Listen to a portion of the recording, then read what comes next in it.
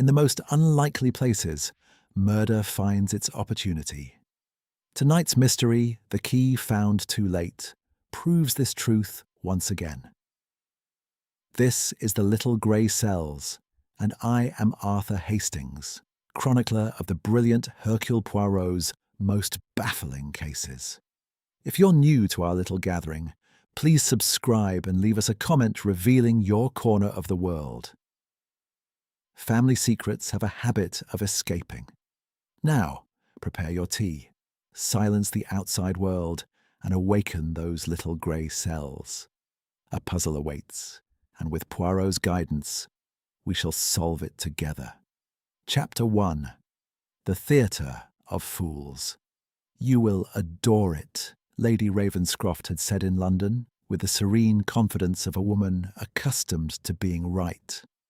"The house is magnificent, the grounds are spectacular, and there will be a ceremony." She had paused, evidently expecting enthusiasm. Hercule Poirot had smiled. He had said nothing. He had, however, privately resolved to ensure his travel bag contained his own supply of tisane. He was already regretting his compliance before the motor car had completed its journey up the Ravenscroft drive. The house announced itself with theatrical ambition. Ravenscroft House rose from the Somerset countryside in a confident jumble of Tudor stonework, Victorian extensions, and what appeared to be a medieval tower that had been attached to the main building with the optimism characteristic of the English aristocracy when confronted with structural improbability. Wisteria had colonized the East Wing with obvious determination. The gravel drive had been freshly raked into patterns of unnecessary elaborateness. And the flower beds. Poirot observed them with an expression approaching distress. The flower beds contained such riotous and overlapping arrangements of colour that they suggested not a garden, but an altercation. He descended from the motor car, adjusted his hat with precision, and surveyed the scene before him. A footman materialized. Luggage was attended to. From within the house there issued a sound of laughter, the clink of glass, and the distant percussion of someone playing the piano with enthusiasm and imperfect timing. Poirot squared his shoulders and went inside. The entrance hall of Ravenscroft House had been decorated for the occasion with the thoroughness of a military campaign. Flowers in copper urns stood at intervals along the walls, each arrangement straining upward as though in competition with its neighbour. A long refectory table held silver trays of champagne, and above it, on the stone wall, hung a series of ancestral portraits. The Ravenscrofts of previous centuries regarded their descendants with expressions of collective disappointment. Poirot found them entirely sympathetic. A statue on a plinth near the staircase caught his attention. It was a Roman figure of uncertain identity, rendered in pale marble, and it was positioned 3 centimetres to the left of its obvious correct placement. The slight asymmetry produced in Poirot a physical sensation, not unlike a wrong note in an otherwise acceptable sonata. He glanced at it once. He then resolutely looked elsewhere. He was rescued from architectural distress by the appearance of his hostess. Lady Margaret Ravenscroft moved through a crowded room the way that water moves through stone. Without apparent effort, without disturbing anything, and with the absolute certainty of arriving precisely where she intended. She was a woman of perhaps 50, fair-haired, possessed of the kind of slender composure that is not inherited but constructed year by careful year. Her dress was the exact correct shade. Her pearls were the exact correct size. She smiled at Poirot with an elegance that was, he noted, quite flawless. "Monsieur Poirot, you came." "As I promised, Lady Ravenscroft," said Poirot, taking her hand. "Though I confess the journey from London has produced in me a considerable appetite. I trust the dinner arrangements are orderly." Something very faint moved behind her eyes. "Entirely," she said. She guided him into the drawing-room where the gathering was already well underway, and Poirot found himself delivered, with the smoothness of an expert manoeuvre, into the orbit of his host. Sir Lionel Ravenscroft was a large man in the manner of an old building that has been enthusiastically extended. Impressive in outline, but slightly uncertain about which original purpose it was serving. He was red-faced, broad-shouldered, and currently explaining to 3 people simultaneously why the English countryside represented the finest achievement of civilization since Rome. He laughed at regular intervals at his own observations. His champagne glass was already being refilled. "Poirot, capital, absolutely capital." He seized Poirot's hand and pumped it. "The famous detective, what? Lady M said you'd come, and here you are. I hope you won't find us too dull. No murders yet? Ha. Though give it time. He laughed enormously. Poirot smiled. The laughter was half a beat too long. Around the room, the other guests arranged themselves in the postures of English sociability, which is to say, they spoke of inconsequential things with the intensity usually reserved for matters of genuine importance. Poirot moved among them with the unhurried patience of a man who understood perfectly well that the real conversation was the one nobody was having. He noted, with the automatic economy of long practice, each face in the room. In a wing chair near the fireplace, a woman of considerable age and formidable certainty was holding court on the subject of the Ravenscroft family's 14th-century connections to a minor branch of the Plantagenet line. This, Poirot gathered from an obliging nearby guest, was Aunt Celia Ravenscroft, the family historian, who had spent the better part of 60 years memorizing every scandal, alliance, and catastrophe in the Ravenscroft genealogy. She corrected a young man's date by 2 years, with the brisk satisfaction of someone returning a dropped glove. Near the window, sitting slightly apart, was a young woman who appeared to be sketching in a small notebook. She did not look up when Poirot passed. She did not look up when Sir Lionel told another joke that provoked the room to laughter. She simply drew, with quiet concentration, whatever she had decided was worth drawing. Her name, Poirot had been told, was Lucy Ravenscroft, the niece. When she lifted her head briefly to observe the room, Poirot had the impression of a person who was watching something that no one else had thought to watch. Major Basil Thornbridge occupied the centre of the room with the ease of a man who had always occupied centres. He was perhaps 60, grey-moustached, and in possession of a voice designed for open fields and the middle distance. He was explaining, with the confidence of much repetition, an episode from the war that had grown, Poirot suspected, in both dramatic complexity and personal heroism with each successive retelling. 2 younger guests listened. A third had begun examining the ceiling with unusual interest. And there, at the edge of the gathering, speaking to Lady Ravenscroft with the easy familiarity of a man who had made a study of easy familiarity, was Victor Dane. He was perhaps 45, well-dressed without ostentation, and possessed of the particular handsomeness that belongs to men who have learned precisely how to deploy it. He laughed frequently, and each laugh was perfectly calculated to put its recipient at ease. He spoke with Lady Ravenscroft about something inconsequential, and she smiled in return, and everything was entirely natural and entirely comfortable, and Poirot, watched it all with the expression of a man who has heard a curious note in a piece of familiar music and is patiently waiting to hear it again. He found himself beside Edgar Pike shortly before dinner was announced. Pike was a nervous man of indeterminate middle age, carrying in his left hand a ring of keys that clinked softly at his every movement. He was the estate secretary, and he wore the expression of a person for whom responsibility has become a permanent physical condition.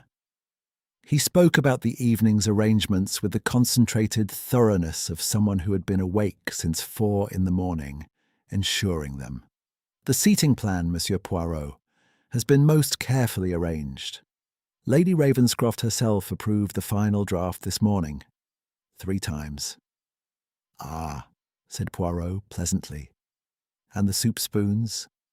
Pike blinked. The soup spoons are, naturally, in their correct positions. Poirot glanced toward the sideboard where a small bowl of olives had attracted the attention of a passing guest. The guest, with the cheerful indifference of a man untroubled by category, had picked up a soup spoon to serve himself. Poirot looked away. He bore his suffering in, bore his silence. Dinner was announced at 8 o'clock precisely, which was the only precise thing about it. The dining room had been arranged with the solemnity appropriate to a ceremonial occasion, which is to say that every surface capable of holding a candle had been furnished with one, and flowers of violent enthusiasm occupied the centre of the table, in quantities that restricted the line of sight between several of the guests. The seating plan had evidently been composed with the diplomatic complexity that Sir Lionel favoured and Lady Ravenscroft managed. Poirot found himself between Aunt Celia, who immediately explained that his chair had last been occupied by a Ravenscroft cousin who had subsequently emigrated to Canada under circumstances she declined to specify, and Major Thornbridge, who within 4 minutes had progressed to a story involving a river in Mesopotamia. Across the table, Victor Dane was seated beside Lady Ravenscroft. He was attentive, charming, and he poured her wine with the practised ease of a man who had poured wine for many women in many dining rooms, and had learned that the gesture, done well, created its own form of intimacy. At the head of the table, Sir Lionel rose to his feet. He spoke at considerable length about the Ravenscroft heritage, the magnificent history of the estate, and the importance of tradition. He spoke about England.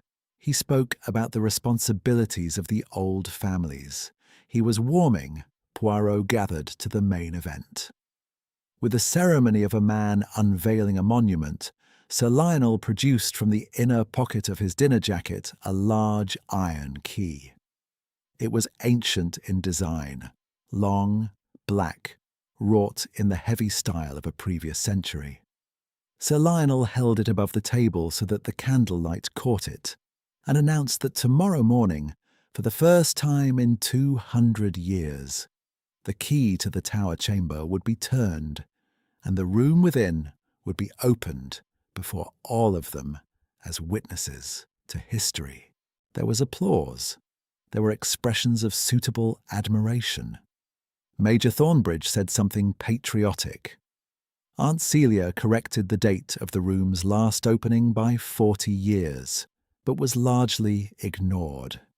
It was then that Major Thornbridge, flushed with champagne and the residual glow of his own storytelling, raised his glass and offered a contribution that he evidently considered amusing.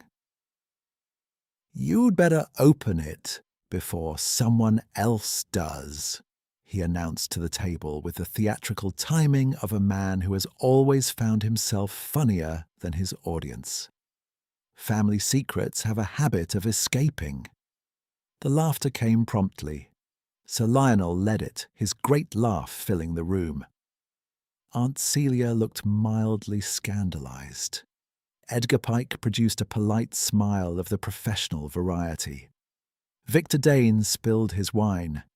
It was not a dramatic event. He reached for his glass, and his hand moved too quickly, and the red wine spread across the white cloth in a widening stain. He apologized, immediately, easily, with the fluency of a man practiced in social recovery. The napkin appeared. The conversation moved on, but Poirot had seen his face in the half-second before the apology. It was not embarrassment. It was not the mild chagrin of a clumsy moment at dinner.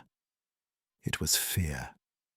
Later, when the guests had dispersed to their rooms and the house had settled into its nighttime creakings, Poirot sat in the small chair beside his bedroom window and considered what he had seen. Outside, across the moonlit garden, the tower rose dark and silent against the sky. The key, he reflected, was newly polished. He had noticed it in the candlelight. The gleam was too bright, too clean for an object untouched for 2 centuries. Someone had handled it recently. Someone had cared for it. And Victor Dane had known something about that tower. Something that, when Major Thornbridge made his jovial remark about family secrets, had moved across his face like a shadow. Poirot tilted his egg-shaped head slightly to one side, in the manner of a man listening to a note that has not quite finished sounding.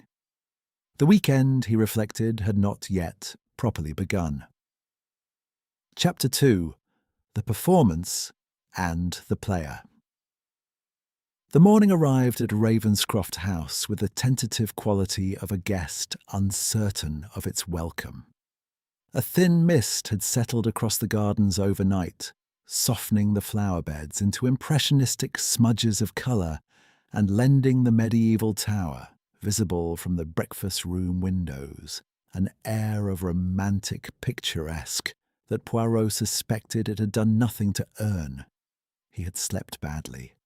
Not from anxiety. Poirot did not suffer from anxiety, which he regarded as the indulgence of minds insufficiently occupied, but from the persistent asymmetry of the bedroom furniture, which someone had arranged in apparent defiance of the room's natural geometry. He had risen at 6, corrected 2 items, and felt considerably better. By 8:30, he was in the breakfast room, the sole early occupant, working through a cup of excellent coffee and the quiet pleasure of uninterrupted observation. The room filled gradually, and Poirot found it instructive to note the order of arrival. Edgar Pike appeared first, already carrying his keys, already wearing his expression of managed apprehension. He ate nothing, drank tea standing at the sideboard, and departed again within 7 minutes to attend to some logistical matter that apparently could not survive his brief absence. Lucy Ravenscroft arrived next, her notebook tucked under her arm. She took a corner seat, accepted toast and coffee from the footman with a murmured word of thanks, and opened the notebook immediately. Poirot, passing behind her chair on his way to the sideboard, observed that she was not sketching the room, as he had assumed. She was writing. The handwriting was small and rapid, the posture of someone recording something before it could be forgotten. She closed the notebook when she became aware of him. "You are an early riser, mademoiselle," said Poirot pleasantly, settling into the adjacent chair with his replenished coffee. "I find the house quieter before the others come down," she said. It was offered as simple fact, without apology. Just so. Poirot turned his cup precisely in its saucer. "And does the house reward the attention when it is quiet?" She considered this with the seriousness it deserved. "It tells you more than it intends to," she said. Poirot looked at her with mild approval. Then Major Thornbridge arrived loudly, and the quality of the morning changed.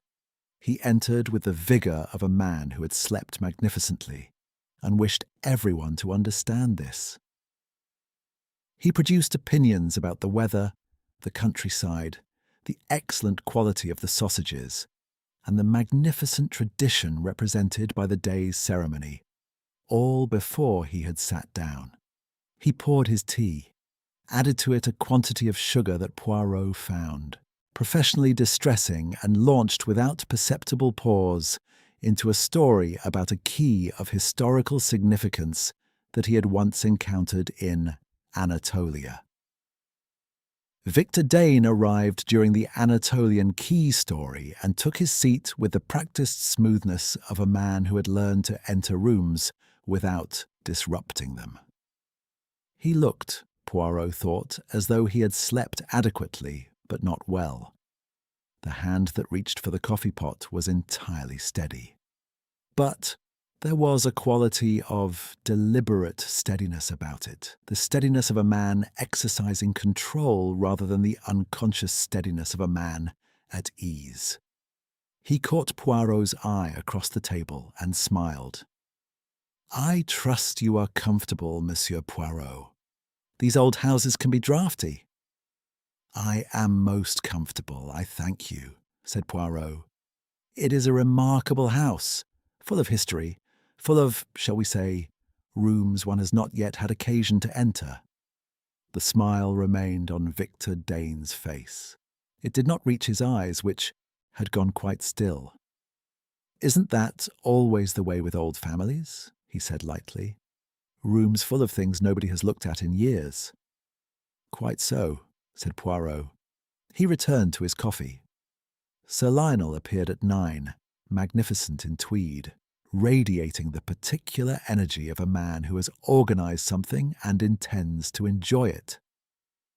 He announced that the ceremony would proceed at 11 o'clock, weather permitting, and that champagne had been arranged on the terrace for immediately afterward because it was, he declared, precisely that sort of occasion.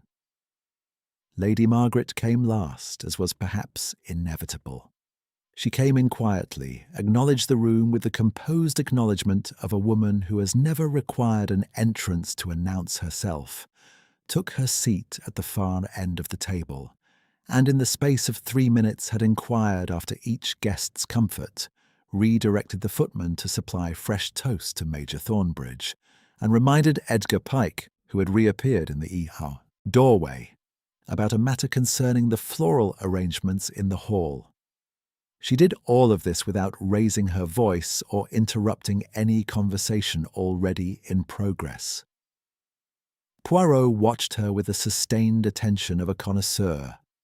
He had, in the course of his long career, encountered a considerable variety of formidable women. They were, in his considered experience, by far the more interesting suspects, not because they were inherently more likely to commit crimes, but because they understood with far greater sophistication that the most effective disguise is the one that nobody thinks to look behind. Lady Margaret Ravenscroft wore her composure the way a master craftsman wears his tools, not for display, but for use. He noted 2 things at breakfast that he stored for later consideration. The first was that when Sir Lionel mentioned the ceremony with enthusiasm, Lady Margaret smiled at her husband with precisely the warmth appropriate to the occasion. Not more, not less. In a wife of long affection, this would be natural. In a performance, it would be careful. The second was the matter of the flowers. Edgar Pike, responding to Lady Margaret's direction about the hall arrangements, had said something about a vase having been moved. Lady Margaret had replied that she had moved it herself last evening for the light. Pike had nodded, made a note, and withdrawn. The exchange had lasted 15 seconds and was entirely unremarkable, except that the room to which Lady Margaret referred, the east corridor, where the relevant vase stood, was adjacent to the tower staircase. Poirot said nothing. He finished his coffee and complimented the cook, via the footman, on the quality of the brioche, which were in fact rather good. At 11 o'clock, the party assembled on the terrace and proceeded with the ceremony Sir Lionel had envisaged across the garden towards the tower. It was, Poirot admitted, a fine morning. The mist had cleared. The ancient stonework of the tower caught the pale October light with a dignity that its attachment to the rather overwrought Victorian wing entirely failed to diminish. The roped perimeter that Sir Lionel had established around the tower door lent the occasion a quality of genuine anticipation. Sir Lionel produced the iron key with the flourish of a conjurer, though the audience was perhaps less rapt than he might have wished. Major Thornbridge offered a brief historical observation. Aunt Celia, who had appeared at the last moment wrapped in a shawl of extraordinary complexity, corrected it. The key was inserted. There was a moment of resistance that made Sir Lionel's smile flicker. Then the lock turned, with a heaviness that suggested recent lubrication. Poirot's eyes moved to Lady Margaret. She was watching her husband with an expression of pleasant anticipation. Her hands were clasped before her. Her posture was entirely relaxed.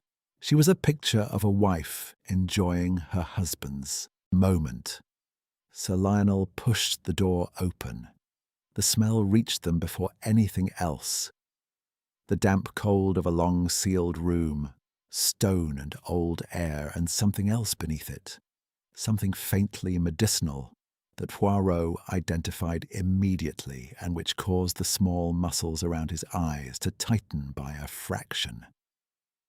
Then they saw what was inside. Victor Dane lay on the stone floor of the tower chamber, quite still, one arm extended, his face turned toward the ceiling. Beside him, knocked sideways but not broken, stood a small crystal glass. The wine in it had settled and was very nearly dry. Sir Lionel said his name. Then he said it again, louder, in the tone of a man hoping that volume might produce a different result. Lady Margaret put one hand on her husband's arm and said nothing at all. The party stood in silence at the threshold of the tower chamber, and the champagne, waiting on the terrace, went undrunk, and the Heritage Weekend, which had been intended as a triumph of history and hospitality, became something rather different. Poirot stood quite still at the back of the group. He did not go forward. He did not speak. He examined with meticulous patience the faces of the living, and what he saw there arranged itself in his mind with the quiet authority of a pattern beginning to resolve. He thought of the polished key. He thought of the east corridor, and the vases, and the light. He thought of Victor Dane's face at dinner, in the half-second before the practised smile had reassembled itself. And he thought that the room had not been opened for the first time this morning. It had been opened twice.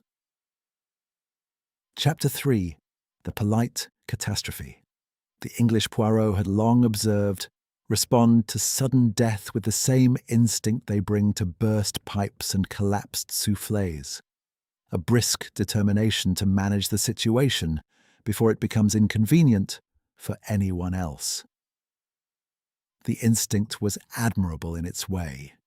It was also, from an investigative standpoint, profoundly unhelpful. Within 4 minutes of the discovery, Sir Lionel had suggested brandy. Major Thornbridge had proposed that Victor had suffered a seizure. Edgar Pike had materialized from somewhere with a blanket, which he offered with the earnest impracticality of a man whose training had not extended to this particular eventuality. And Lady Margaret had quietly, firmly suggested that the ladies might prefer to wait on the terrace, and that someone ought to telephone the village doctor before doing anything else at all. The someone was Pike. He went immediately. Poirot remained in the doorway of the tower chamber and did not touch anything. The room itself was not large. It was circular, stone-walled, and possessed of a single, narrow window, through which the October light entered at a discouraged angle. The floor was bare flags, dusty at the edges, but noticeably less so in the centre, where two sets of footprints had disturbed the accumulated years. A small, wooden table stood against the far wall, old, solid, and bearing nothing except a faint ring mark from a glass, set down repeatedly in the same position. Victor Dane lay 3 feet from the door, on his back, one arm extended as though pointing at something in the middle distance that had since ceased to be relevant. The crystal glass beside him was the kind used for wine at table. It was not a tower glass, not a picnic vessel, not a thing belonging to this room in any natural way. It had been carried here deliberately by someone who knew where they were going. Poirot's gaze moved once around the room with the unhurried thoroughness of a customs official who has all the time in the world. Then he stepped back onto the threshold and said nothing. There was, he had learned, a particular value in being the person in the room who says nothing. Other people fill silence with extraordinary generosity. It was Major Thornbridge who obliged first. "Dreadful business," he said to no one in particular, and everyone generally. He was standing to Poirot's left, hands clasped behind his back, performing the posture of a man accustomed to composure under difficult circumstances. Dreadful. Poor Dane. Heart, I expect. These financial fellows, always under enormous strain. "You knew him well, the Major?" Poirot asked with mild conversational interest. "Knew of him?"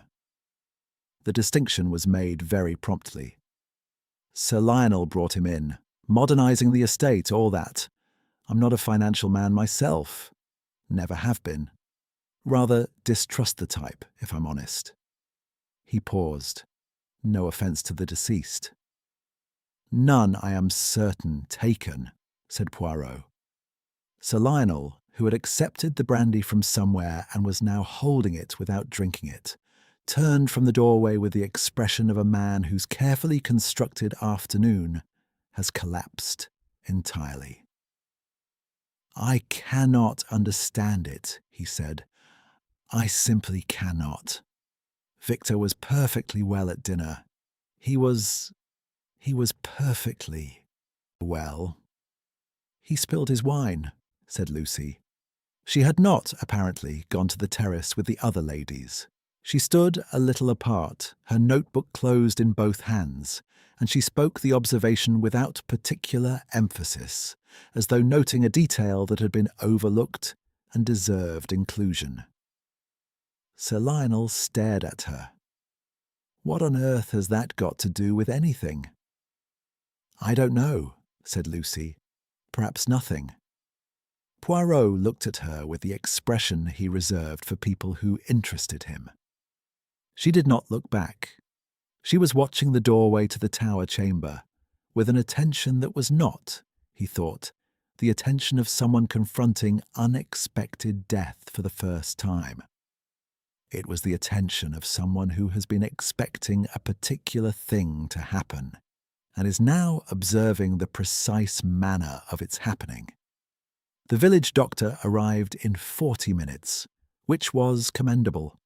He was a compact, sensible man named Fellows, who examined Victor Dane with professional thoroughness, spoke briefly to Sir Lionel, and then drew Poirot aside with the pragmatic intuition of a country doctor who has learned to identify which person in a room is actually in charge of it. "You are the detective," Fellows said. It was not a question. "I am," said Poirot. "Then I will tell you plainly what I told Sir Lionel less plainly." Fellows lowered his voice by 1 register. "The man did not die of a seizure. The presentation is consistent with poisoning. I cannot be more specific until there has been a proper examination, but the glass should not be touched, and the police ought to be called immediately." "They will be," said Poirot. "You have spoken sensibly, Doctor. I am grateful." Fellows departed. Sir Lionel, who had overheard enough, sat down heavily on a stone bench and appeared to diminish somewhat, as large men sometimes do when the scaffolding of their confidence is suddenly removed. It was in this moment, the moment of collective shock, when the social machinery of the weekend had stalled entirely and the masks had all shifted fractionally out of position, that Poirot moved. He moved quietly, conversationally, in the manner of a man with nowhere particular to be. He complimented Aunt Celia, who had refused the terrace on the grounds that she had witnessed considerably worse at a Ravenscroft gathering in 1887, on her fortitude. She responded with a digression about a cousin who had died under suspicious circumstances in Madeira, which Poirot received with every appearance of deep interest. What he actually received was the information, offered as incidental decoration to the cousin's story, that Aunt Celia had heard footsteps in the east corridor at shortly past 11 the previous evening. "The east corridor," said Poirot. "That is the one adjacent to the tower staircase, is it not?" "It is. I know this house as well as I know my own hands, Monsieur Poirot. I have been walking these corridors since 1891. She paused. One set of footsteps going, one set returning, perhaps 20 minutes later. I assumed it was Margaret checking on some domestic matter. She often does in the evenings. "She is most conscientious," said Poirot. "She is the making of this family," said Aunt Celia, with a conviction that carried in it something beyond simple admiration, something closer to pity. Poirot moved on. He found Edgar Pike in the shadow of the terrace wall, ostensibly reviewing a small leather notebook of household accounts that he carried for the purpose of appearing occupied. Poirot sat beside him with the comfortable irreversibility of a man settling in for a long conversation. "The keys," said Poirot pleasantly. "You carry so many. Are they all for the house?" Pike's hand tightened on the ring. "All estate keys, yes. Every room, every outbuilding, the cellar, the—" He stopped. "The tower," said Poirot. "The tower key is the ceremonial key. Sir Lionel kept it personally." "He kept it," agreed Poirot. "Tell me, Monsieur Pike, in your careful management of this household, did you notice anything unusual yesterday evening? Any door not as you left it? Any key out of its expected position?" The pause before Pike answered was not long, but it was there. "Nothing that I noted officially," he said. Poirot absorbed the distinction with appreciation. "Not nothing. Nothing official." "You are most thorough," he said warmly. "I suspect the police will find you an invaluable resource." Pike's expression suggested he found this prospect considerably less reassuring than Poirot intended it to sound. The police were telephoned at 12:30. Inspector Japp, it emerged, was not available. The matter was assigned to a local inspector named Reeve, who arrived at 2:00 and immediately conveyed by his manner of examining the tower chamber that he regarded the whole affair as a medical misunderstanding that would resolve itself within the hour. Poirot watched Inspector Reeve with patient charity. He did not intervene. He did not correct. He simply stood in the vicinity of things and observed them, which was, in his experience, the most productive activity available when the official investigation was proceeding in the wrong direction with great efficiency. He was thinking about the glass, not its contents, which would be established in due course, but its provenance. The glass was a Ravenscroft dining glass. He had confirmed this by comparing it mentally to those used at last night's dinner. It had been taken from the dining room, carried to the tower, and left beside a dying man, which meant it had been carried either by Victor Dane himself or by the person who gave him what was in it. A man who goes alone to a locked room at night carries his own glass only if he expects to be offered something upon arrival. Victor Dane, Poirot reflected, had gone to that tower expecting a meeting. The question was whether he had known, when he accepted the invitation, precisely how the evening would conclude. Poirot rather thought he had not. Chapter 4. Conversations in the Minor Key.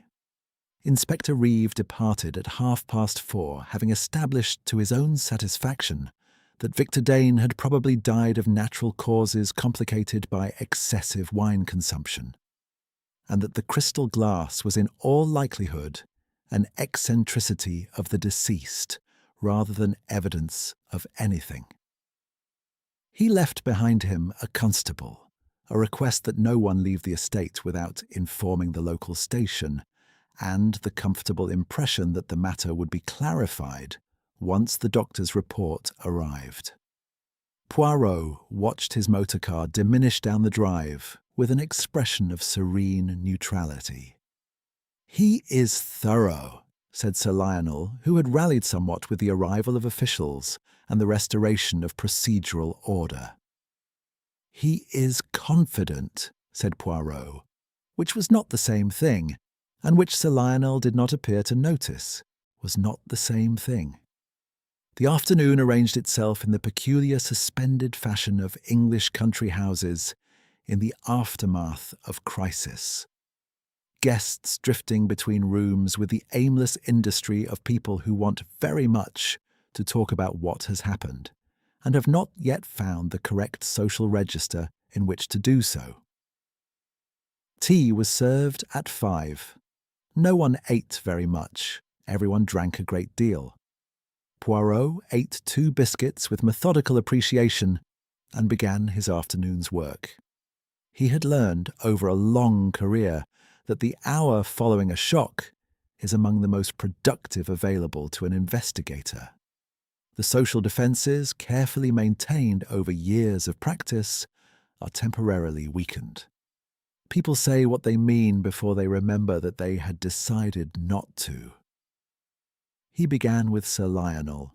He found him in the library, standing before the fireplace with the posture of a man who has recently discovered that the ground beneath him is less solid than it appeared. The room was lined with Ravenscroft volumes that had not been opened since the previous century, and smelled pleasantly of leather and old ambition. Sir Lionel turned when Poirot entered and produced a smile of reflexive hospitality that sat uneasily on his current face. "Sit down, Sir Lionel," said Poirot gently. "I have some questions, if you will permit. Not official questions. Merely the questions of a man attempting to understand." Sir Lionel sat. He looked, without the champagne and the ceremony and the audience, considerably older. "Victor Dane," said Poirot, "was advising you on the modernization of the estate. This is what you have told people. But I think perhaps the relationship was of a rather more particular nature." Sir Lionel's hands moved on his knees. "He was an investor, a backer. The estate requires... there are certain obligations, certain..." He stopped, began again. "The Ravenscroft estate has not been. The costs of maintenance, the death duties after. My father..." Another stop. "The estate is in serious financial difficulty," said Poirot, without cruelty. The relief on Sir Lionel's face at not having to say it himself was, in its way, rather affecting. "Yes," he said. "Victor came to me 18 months ago. He was aware of certain documents, old contracts, wartime arrangements, things my grandfather was involved in that were not entirely..." He swallowed. He was offering to manage the situation, to provide capital, restructure the debts in exchange for a partnership arrangement on the estate. And if you declined this arrangement? The fireplace ticked. Outside, a rook called once and was silent. He did not specify, said Sir Lionel. He did not need to. Poirot considered this. These documents, you knew they were in the tower.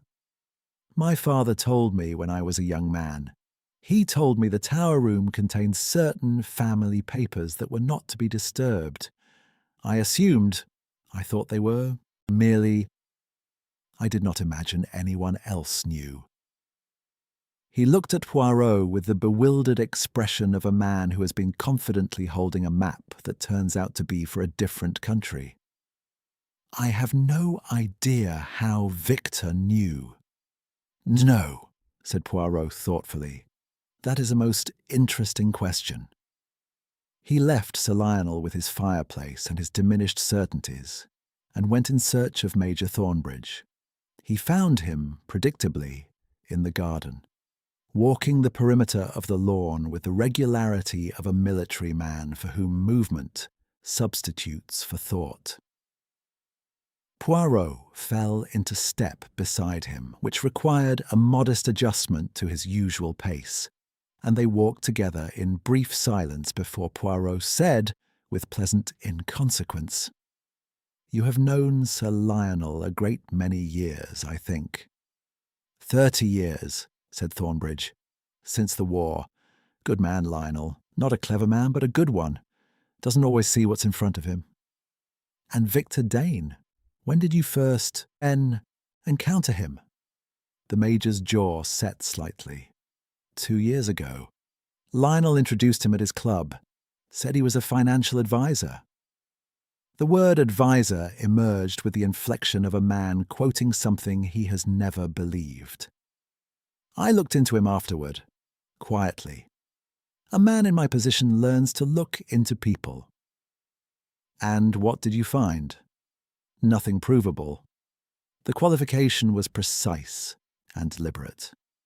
But Dane had been connected to 2 other estates in similar arrangements.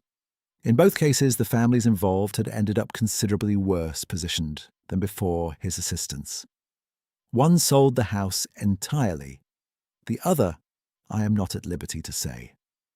He paused his walking momentarily. I told Lionel, 6 months ago. He thanked me and did nothing.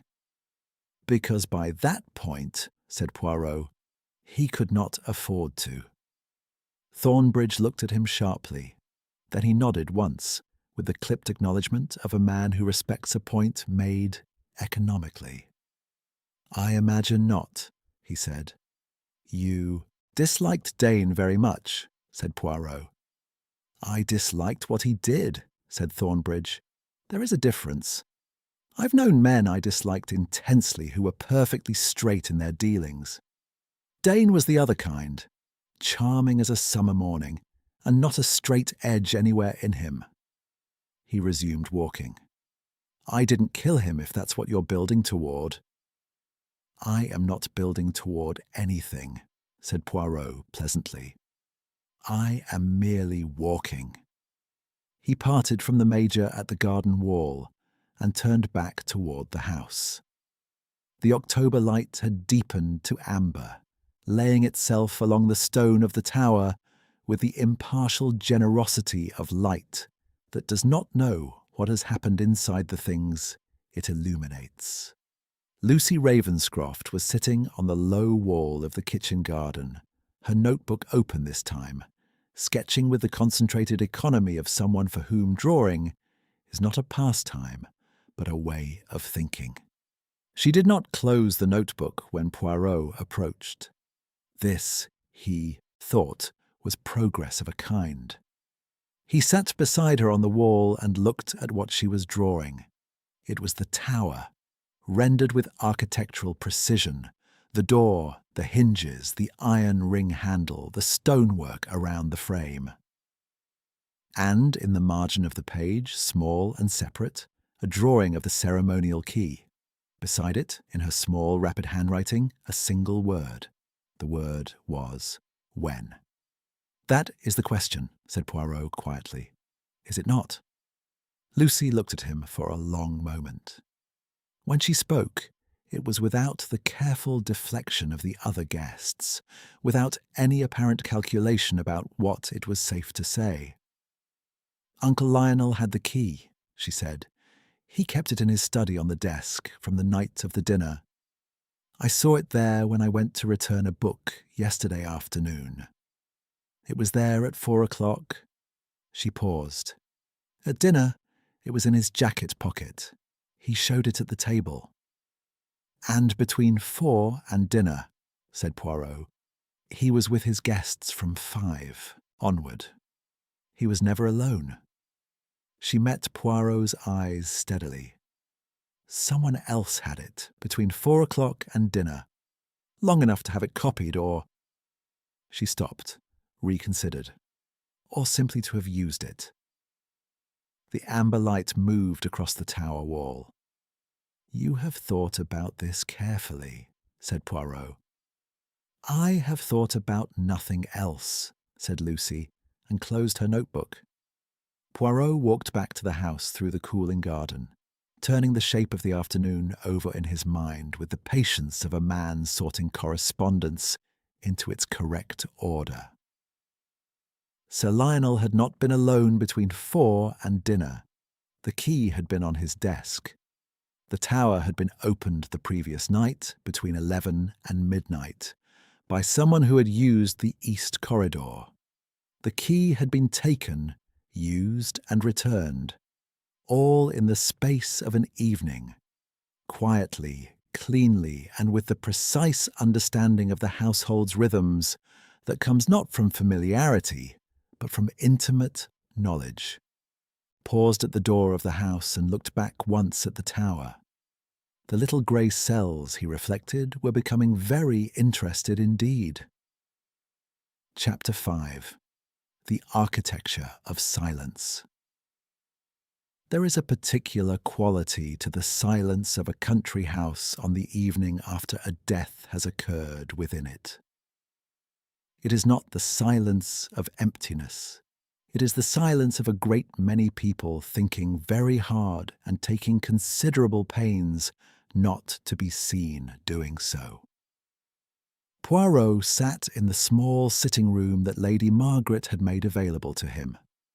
A room of pale green walls, a writing desk, 2 chairs of the uncomfortable but elegant variety favoured by houses that regard comfort as a form of moral looseness.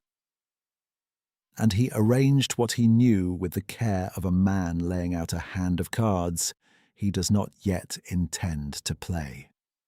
The facts presented themselves with admirable clarity. Victor Dane had been a blackmailer operating beneath the respectable surface of financial investment. He had obtained knowledge of the Ravenscroft wartime documents, though by what means remained unexplained.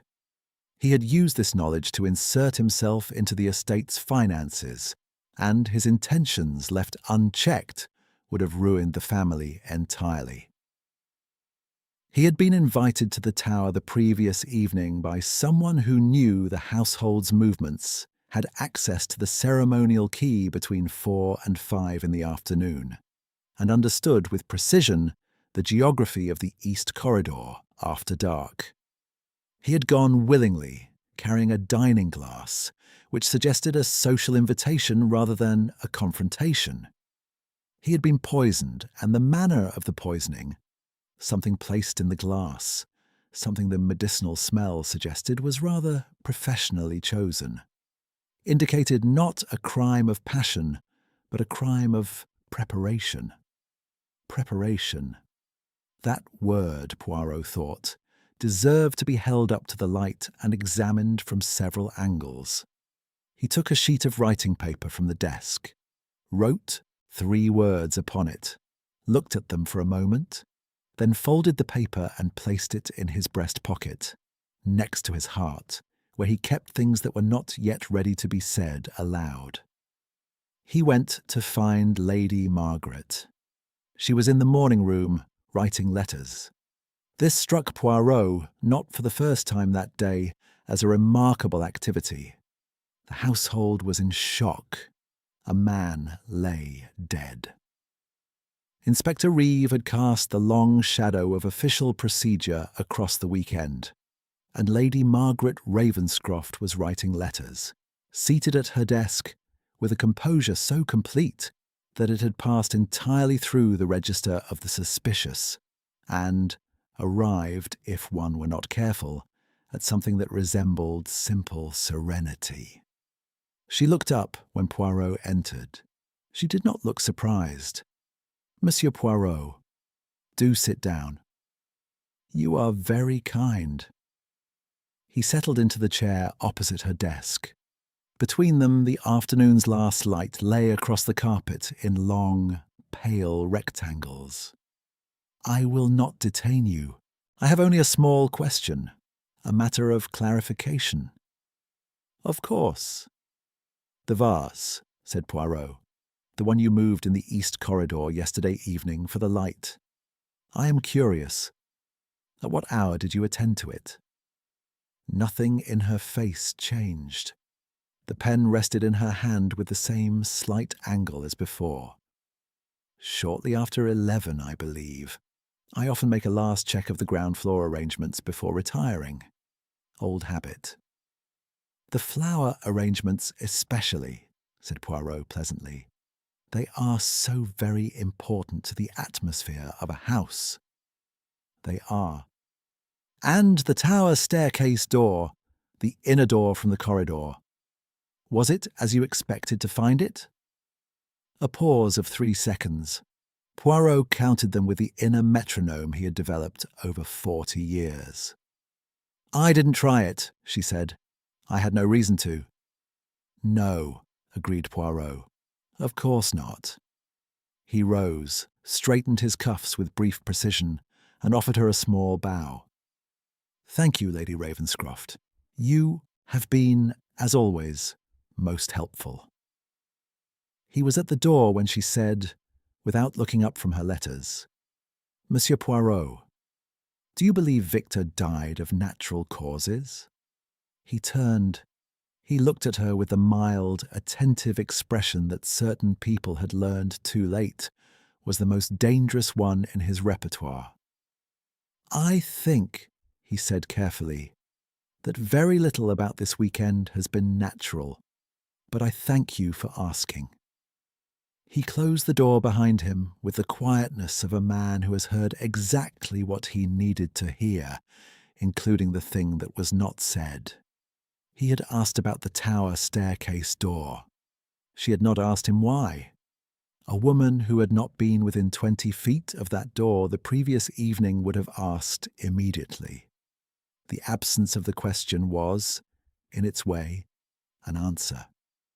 He found Edgar Pike at his post near the back of the house, engaged in the Sisyphean task of coordinating the domestic aftermath of a cancelled heritage weekend. Poirot fell into step beside him as he walked between the kitchen and the east corridor with the purposeful misery of a man managing disasters on multiple fronts simultaneously. "The finances of the estate," said Poirot, without preamble. "You manage the household accounts. I think you know a good deal more about Mr. Dane's arrangements with Sir Lionel than you have said." Pike's keys clinked. He did not break his stride, which Poirot interpreted as the response of a man who had been expecting this question and had decided that motion was preferable to the vulnerability of standing still.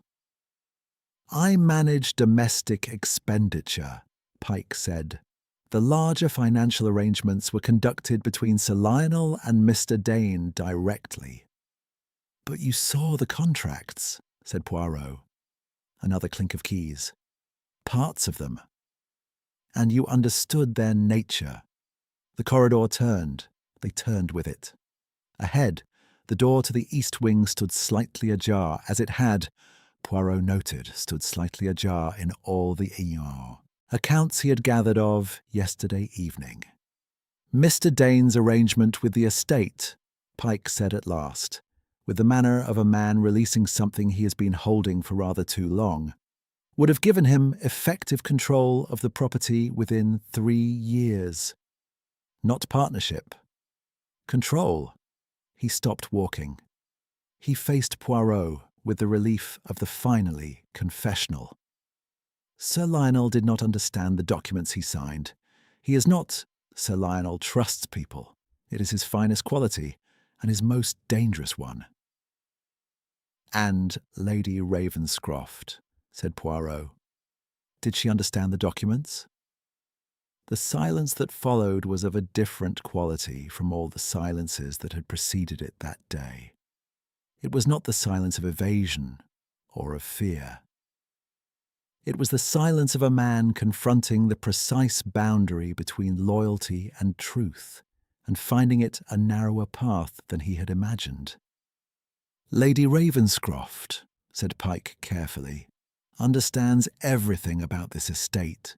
She always has. He excused himself and went on down the corridor, and his keys did not clink again, because he held them quiet with his hand.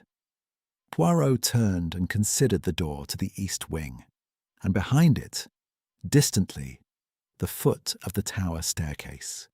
He thought about Lucy's single marginal word. When. Not who. Not why. Not how. When. The question of a person who had already answered the others and had arrived at the one that remained. He thought about the ring on the table in the tower room, from a glass set down repeatedly in the same position. Not once.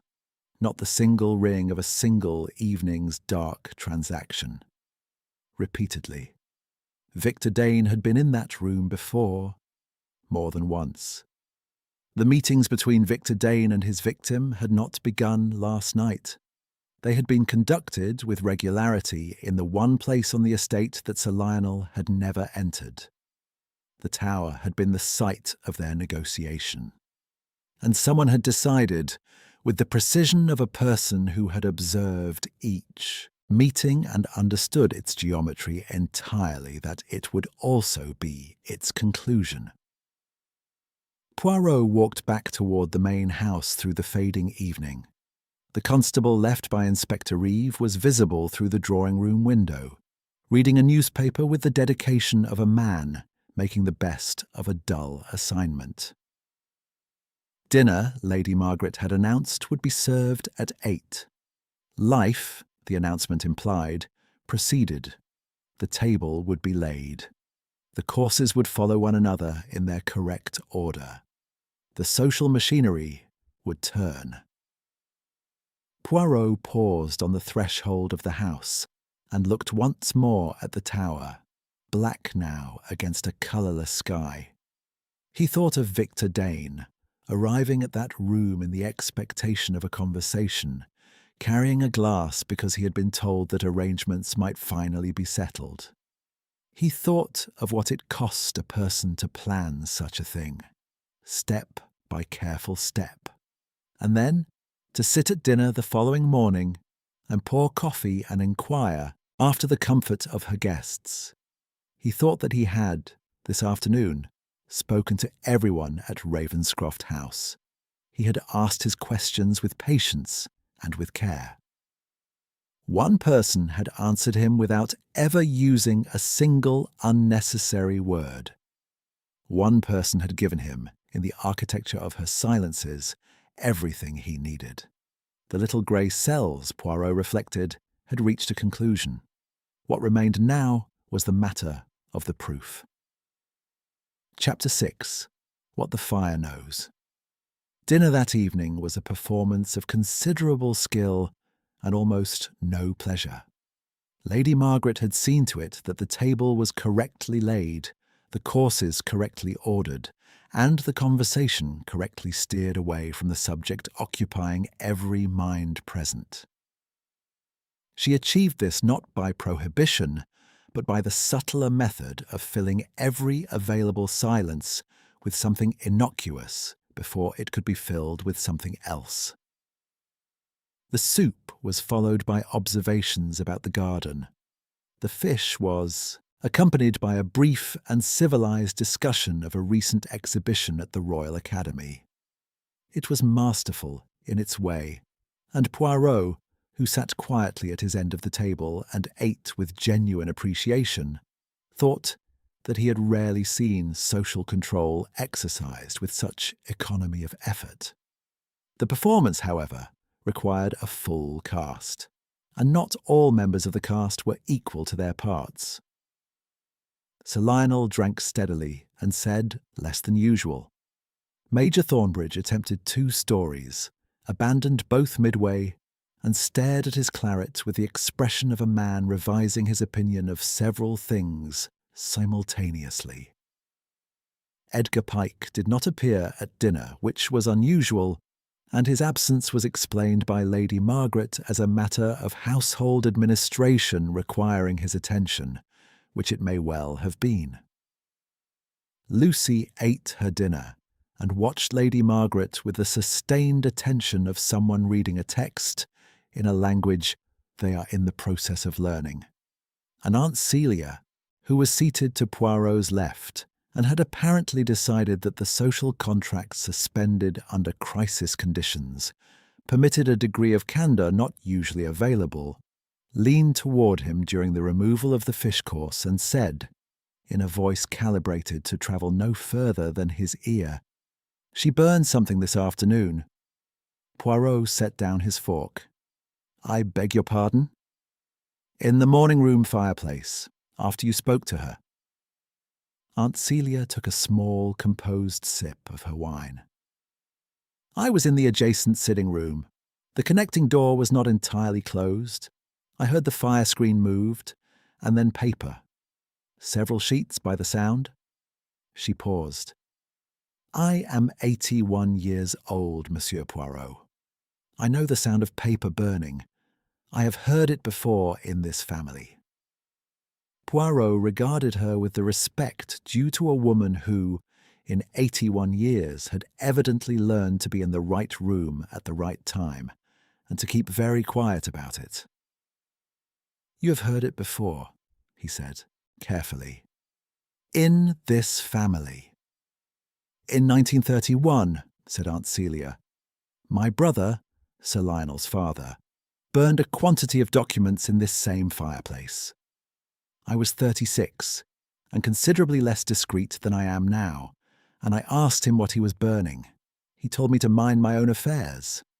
I did not, of course.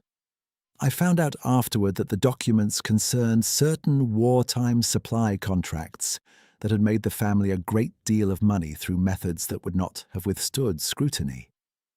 She smoothed her napkin with the composure of a woman recounting ancient history that has recently become relevant again. "I burned my own copy of my notes on the matter shortly thereafter, which I have always considered my one act of genuine family loyalty." "And yet," said Poirot, "you have not forgotten what they contained." "I have," said Aunt Celia, "a very reliable memory. It is both my greatest attribute and, on occasion, a social inconvenience." She glanced down the table to where Lady Margaret was redirecting the conversation away from another dangerous silence. "She knew about those contracts. I told her years ago when she first came to the family. I thought she ought to know what she was marrying into." "You told her," said Poirot. He absorbed this with great stillness. "And the tower room, the documents stored there." "I told her about those as well," said Aunt Celia, with the equanimity of a woman who has had decades to make peace with the consequences of her own honesty. She was going to manage this estate. She needed to understand it. The dessert arrived. The conversation at the table's other end turned to the weather expected for the following week. Poirot sat with the new information and felt it rearrange the existing furniture of his conclusions. Not overturn it, rearrange it. The room looked the same from the door. It was simply that now He understood why each piece had been placed precisely where it was. Lady Margaret had known about the documents from the beginning of her marriage. She had known the location of the tower room and its contents for years before Victor Dane had appeared with his practiced charm and his contractual manoeuvres. When Dane had arrived claiming knowledge of the family scandal, she had understood immediately, as Sir Lionel had not, exactly how he had obtained that knowledge and exactly what he intended to do with it. There was, Poirot reflected, a considerable difference between a woman surprised by a blackmailer and a woman who had been watching one operate for 18 months and making her calculations accordingly. After dinner, the company dispersed with the mutual relief of people released from an obligation. Poirot accepted a small brandy from Sir Lionel, who pressed it upon him with the urgency of a man who required company and could not bring himself to ask for it directly. They sat by the drawing-room fire, and Sir Lionel stared at the flames with the expression of a man conducting an unhappy internal audit. "Poirot," he said at last, without preamble, "I want to ask you something directly." He turned from the fire. His face in the firelight had shed most of its bluster and was simply the face of a tired man. What has happened to Victor? Is it going to destroy the family, the name, the estate, all of it? Poirot was quiet for a moment. It was not a moment of uncertainty. It was the pause of a man selecting, with care, the version of the truth appropriate to the occasion. "The family name," he said, "has survived a great deal, Sir Lionel. The question of what it survives now depends less on the law than on the people within it." He turned his brandy glass once in his hand. "Tell me one thing. The letter that Lady Margaret was writing this afternoon, did she show it to you?" Sir Lionel blinked at the change of subject. "What letter?" "She was writing correspondence when I spoke with her at 4 o'clock. She writes letters every afternoon. She always has done. Household matters, charity committees, that sort of—" He stopped. Something moved across his face. "She did ask me this evening about the name of Lionel's solicitor, my father's solicitor. Said she needed to confirm some old arrangement." He looked at Poirot. "I didn't think anything of it." "No," said Poirot gently. "You would not." He excused himself shortly afterward and climbed the stairs to his room with the measured pace of a man in no particular hurry, which was not quite the same as a man with nothing urgent to consider. He stood at his window in the darkness and looked out across the garden towards the tower. The constable had been withdrawn at 9 o'clock by Inspector Reeve, who had telephoned to say that the doctor's preliminary findings were inconclusive, but that there was no cause for alarm and the matter would be reviewed in due course. Inconclusive. Poirot found the word instructive. It was the word of a report that had found something it did not expect and had not yet decided what to call it. He thought about the burned papers. He thought about the letter to the solicitor. He thought about the ring on the tower table and the east corridor, and the 3-second pause before the answer that was not quite an answer. And he thought, with the particular quality of attention he reserved for moments of final clarity, about what it meant that Lady Margaret had chosen this weekend, this specific weekend, with its ceremony and its assembled witnesses and its dramatic tower opening, as the occasion for what she had done. She had not acted in haste. She had not acted in panic. She had chosen a moment when the death would appear, at first consideration, to be either natural or accidental. A man found in a locked room with a wine-glass, at a weekend gathering where wine had flowed freely and emotions had run high. The ceremony itself provided the discovery. The guests provided the witnesses to Victor's apparent good health at dinner. The social chaos of the Heritage Weekend provided the cover. It was, Poirot thought, very nearly perfect. He moved the small bedside lamp 2 centimetres to the left, where it belonged, and sat on the edge of the bed. Very nearly was, in his experience, sufficient. Chapter 7. The Punchline. The morning arrived with the blunt indifference of weather that has not been informed of events indoors. It was bright, cold, and entirely without atmosphere. The Somerset countryside lay beyond the windows in a condition of irritating pastoral serenity that Poirot, who had slept 6 hours with the purposeful efficiency of a man conserving energy for a specific purpose, regarded from his chair with a detached appreciation of one who has more pressing matters than landscape.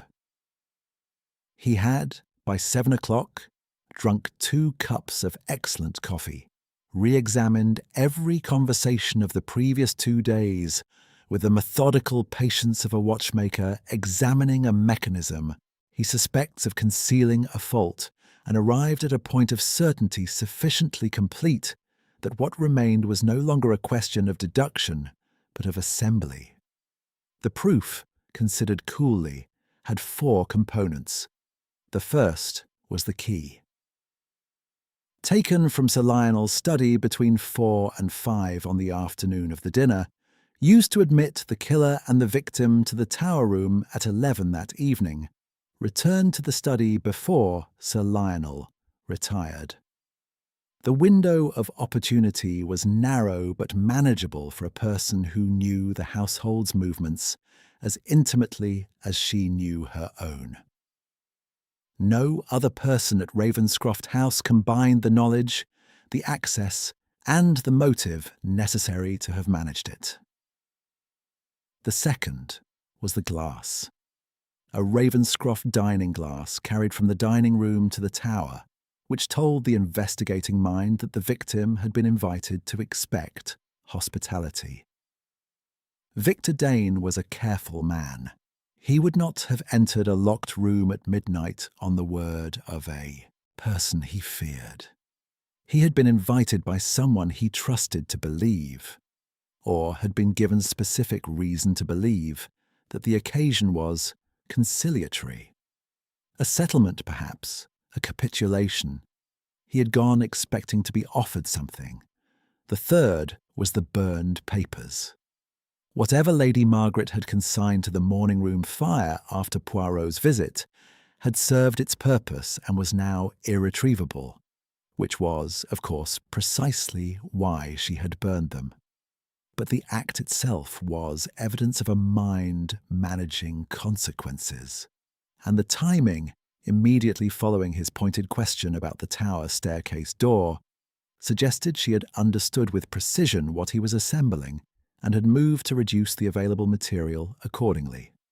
The fourth, and the one that mattered most, was the ring on the tower table. Not the ring of a single meeting, the ring of many. Victor Dane had conducted his negotiations in that room across weeks, possibly months, and the person who had met him there each time was not Sir Lionel, who had never entered the tower in his adult life and whose ignorance on this point was entirely genuine. It was the person who had always, quietly, managed what Sir Lionel could not manage himself. She had met him. She had listened.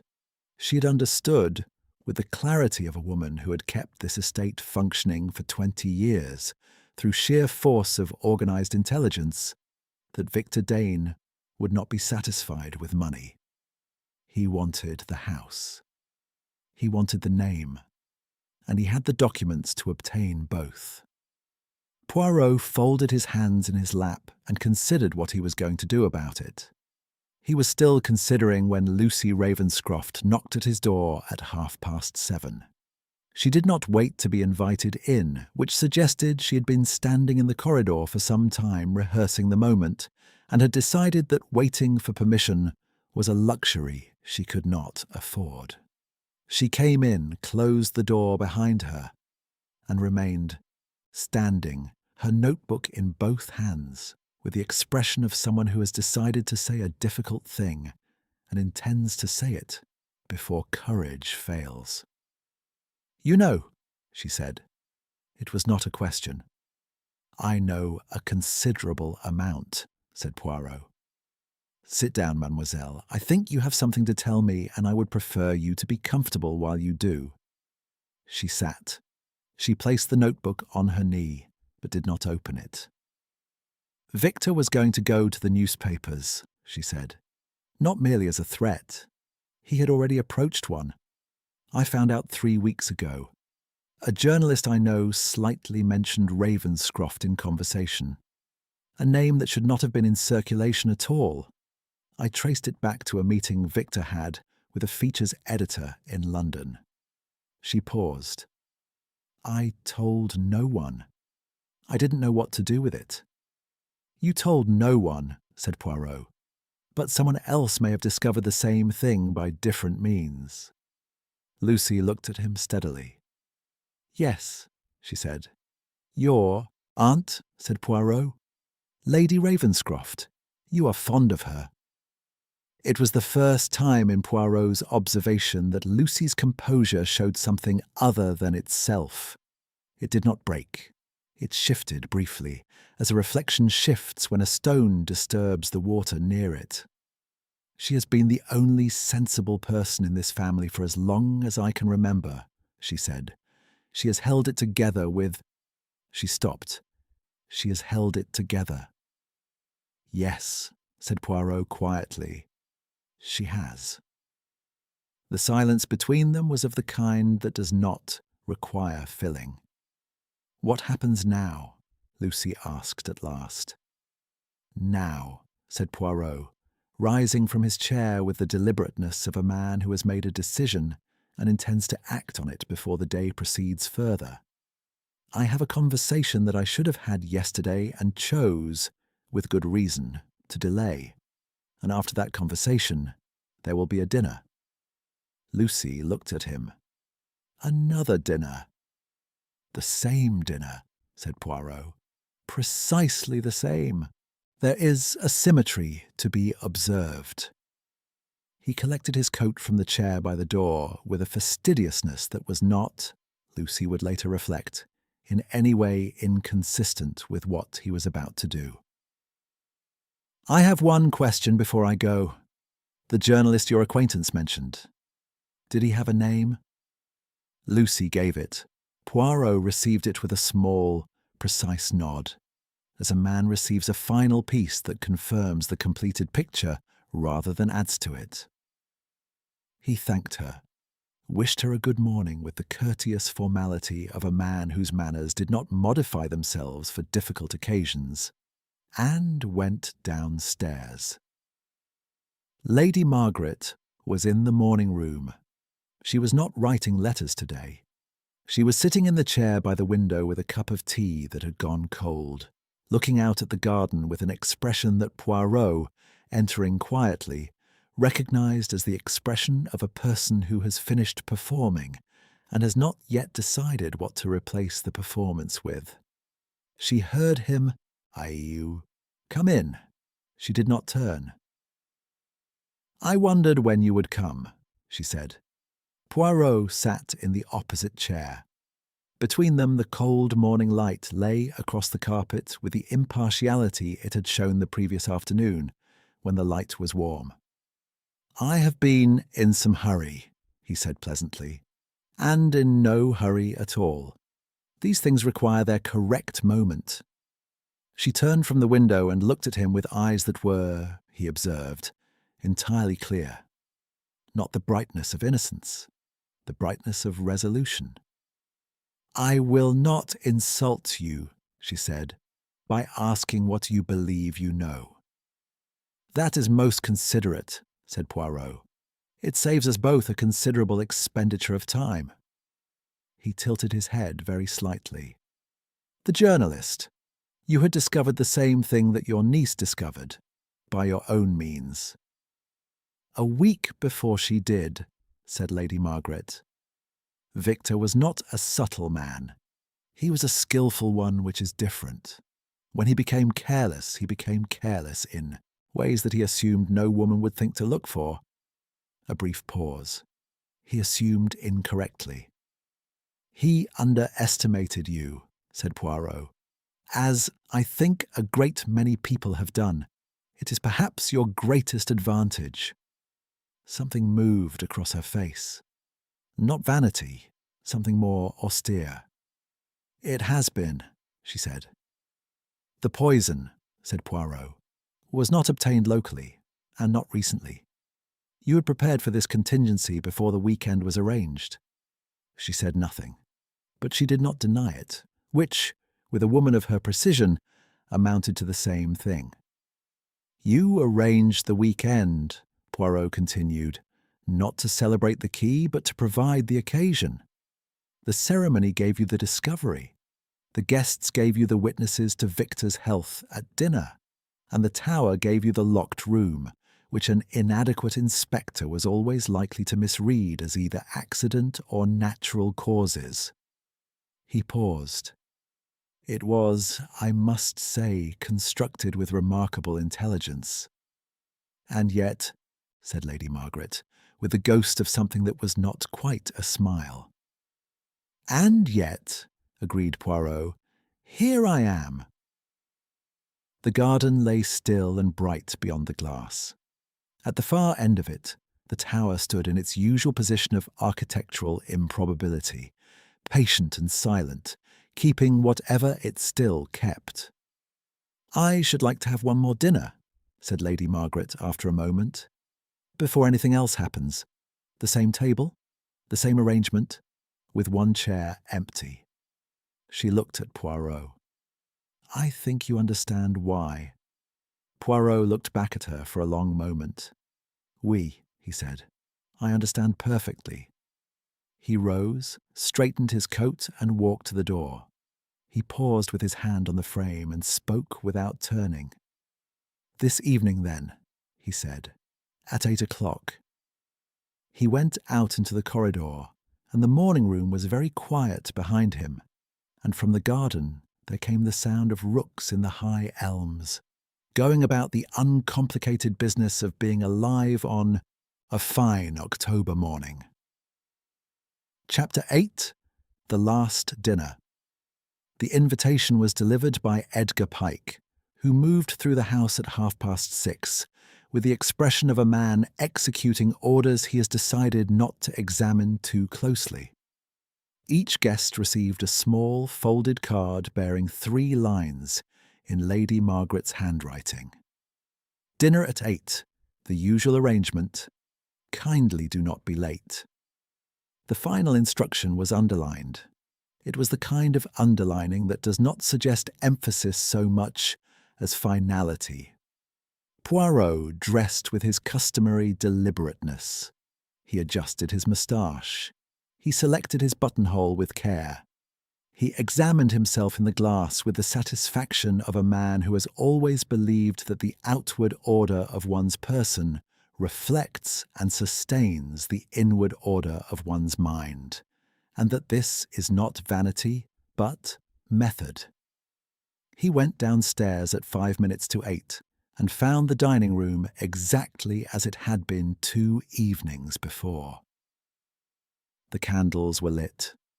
The flowers, somewhat past their most aggressive ambitions, still occupied the centre of the table with diminished but determined energy. The place settings were correct.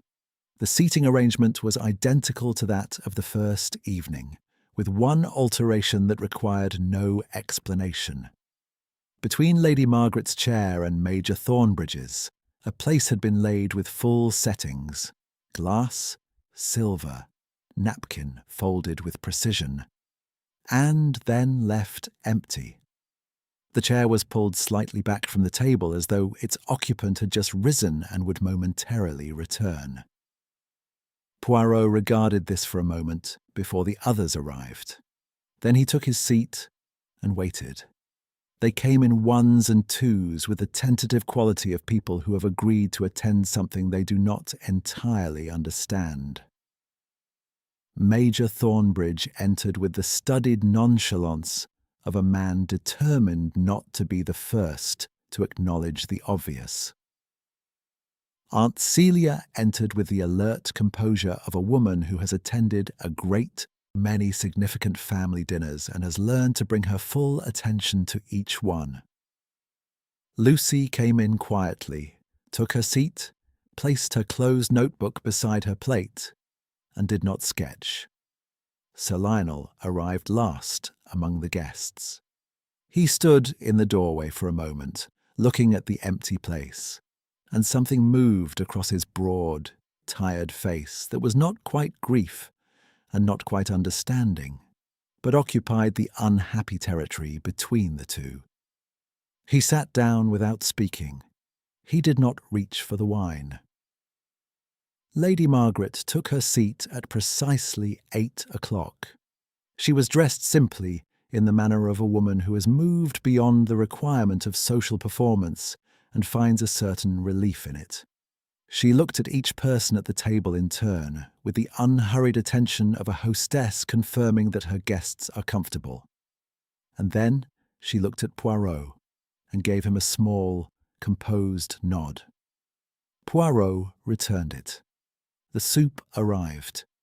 It was, as before, very good. Poirot complimented it. He spoke with every appearance of contentment about a dinner he had once attended in Paris. A gathering of formidable complexity, he said, at which the host had arranged his guests with the precision of a general disposing his forces, and where the conversation at table had, over the course of 3 courses, revealed rather more than any of the participants had intended. He spoke about it in the pleasant, discursive manner of an elderly Belgian gentleman, for whom dinner-table reminiscence is the natural habitat of the after-dinner hour. The table listened. They had been listening for perhaps 4 minutes when Major Thornbridge set down his spoon and said, with the directness of a man who has run out of patience with the scenic route, "Poirot, what are we doing here?" "We are having dinner," said Poirot, "as we did 2 evenings ago, in the same chairs, with the same view of one another." He gestured mildly at the empty place. With one difference. The candles held their position. Outside, a wind had risen and moved through the elms with the sound of something being said in another language. 2 evenings ago, Poirot continued in the same pleasant tone, I sat at this table and observed 8 people, each of whom was concealing something. Not all of them were concealing the same order of thing, you understand. Some concealed knowledge. Some concealed fear. Some concealed the particular species of guilt that belongs not to action, but to inaction, to knowing that a wrong is being done and declining, for reasons of loyalty or cowardice or simple inertia, to prevent it. Sir Lionel's hands were very still on the table. "I will begin with the simplest things," said Poirot, "because in my experience it is the simple things that cause the most unnecessary suffering when they remain unsaid." He turned to Sir Lionel. "You knew the estate was failing. You signed documents you did not fully read because Victor Dane presented them to you as salvation, and because you are, at your core, a man who wishes to believe the best of the people in front of him. This is not stupidity. It is a disposition of character that other, less generous people are very skilled at exploiting." He paused. "You signed away more than you understood, but you did not kill anyone." Sir Lionel looked at the tablecloth. He nodded once, very slightly, as a man nods when he is told something painful that he already knew. Poirot turned to Major Thornbridge. "You discovered the nature of Dane's operations through your own inquiries and warned your old friend, and were not believed. You disliked Dane with a vigour that made you the obvious candidate for this crime, which is precisely why you are not its author. Genuine hatred announces itself. It does not arrange ceremonies. Thornbridge's moustache twitched. He said nothing, which was, Poirot reflected, the most restrained he had been since his arrival. "Monsieur Pike," said Poirot, not unkindly, "you kept financial records that told the true story of Dane's arrangements. Records which, I believe, you had prepared to surrender to the appropriate authorities at some point not yet arrived. You were waiting to see which way events fell before committing yourself. This is not admirable, but it is human." Pike's keys, which he had brought to the table in his jacket pocket as a man brings his anxieties as a matter of habit, were silent. "And you, Mademoiselle Lucy?" He looked at her across the table with an expression of genuine warmth. "You knew more than anyone except the person who mattered most, and you kept your knowledge with the patience of someone waiting for the right moment to use it constructively. You have been, throughout, the clearest-eyed person in this house." Lucy looked back at him without blinking. Her notebook remained closed.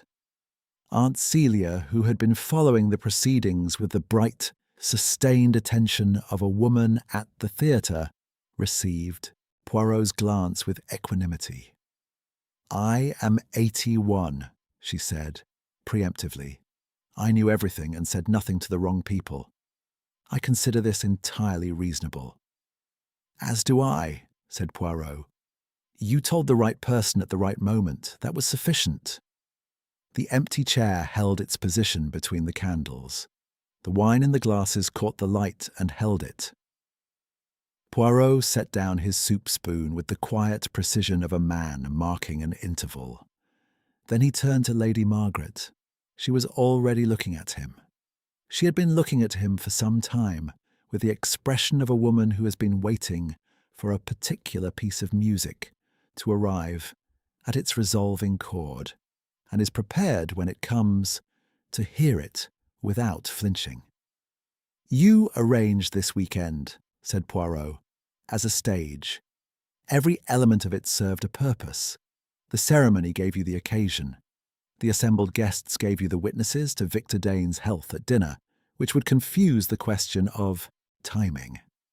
The tower, locked and ceremonial, gave you the locked room.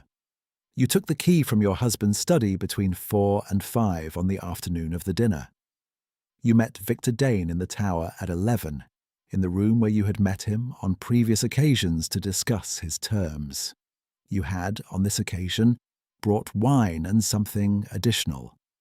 You returned the key before midnight. You went to bed. And the following morning, you stood at the tower door while your husband turned the key, and you performed the discovery with the same command you have brought to every performance of this weekend." The room was very quiet. "Victor Dane intended to destroy this family," said Poirot, more gently. "Not its finances only, its name, its history, its place in the world it had occupied for 4 centuries. He had approached a journalist. The documents in the tower were to be the instrument of that destruction. You understood this with a clarity that your husband, for all his goodwill, was incapable of. And you decided with the same quiet resolution with which you have managed every other crisis of this estate to end it." Lady Margaret's hands were folded on the table before her. Her posture was what it had always been. "He would not have stopped," she said. It was not a plea. It was a statement of fact, offered in the tone of a woman completing an equation. "A man like that does not stop. One settlement, one concession, and he would have returned for another. He had done it before to other families." She looked at the empty chair beside her. "I'm not certain I regret it. I find that I regret the necessity." "Magnifique," said Poirot very quietly, "and terrible." Sir Lionel made a sound that was not quite a word. He looked at his wife across the table with the expression of a man seeing a landscape he believed he knew revealed as something entirely different, and finding that he cannot immediately determine whether he is lost or has simply, for the first time, arrived at the correct vantage point. Lady Margaret looked back at her husband with an expression that contained, beneath its composure, something that Poirot thought was the closest thing to sorrow he had seen at Ravenscroft House. "I am sorry, Lionel," she said. "I did what I thought was necessary." Sir Lionel opened his mouth. He closed it again.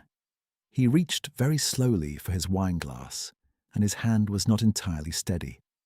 Poirot folded his napkin with care and placed it on the table. "I have taken the liberty," he said to the table generally, "of telephoning a colleague at Scotland Yard this afternoon.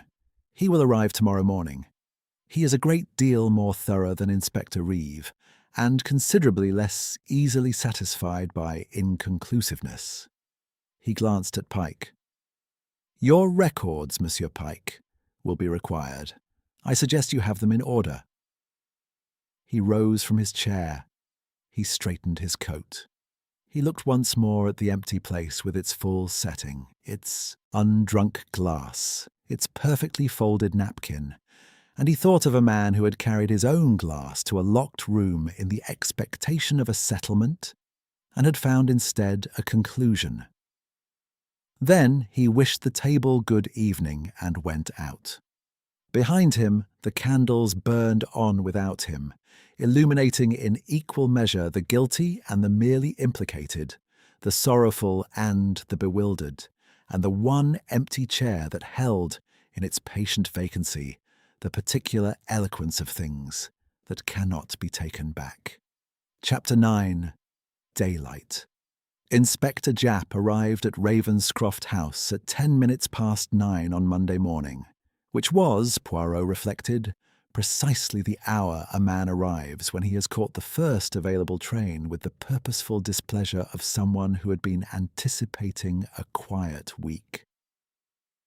He came through the front door with the brisk, slightly aggrieved energy that was his natural register, looked at the entrance hall, the flower urns, the ancestral portraits, and the off-centre statue, and said, without particular preamble, "Blimey, Poirot, you might have mentioned it was a country house."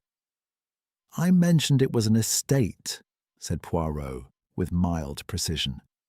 "Same thing," said Japp, accepting coffee from the footman with the automatic gratitude of a man for whom coffee is a professional requirement.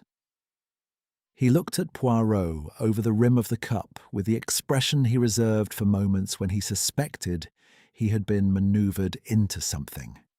It was an expression of considerable experience. "Your telephone call was not what I would call detailed. The essential facts were communicated. You said there had been a death, that the local man had made a thorough hash of it, and that I should bring someone from the laboratory." Japp paused. "That is not the essential facts, Poirot. That is the beginning of the essential facts. The remainder," said Poirot pleasantly, "I have prepared for you."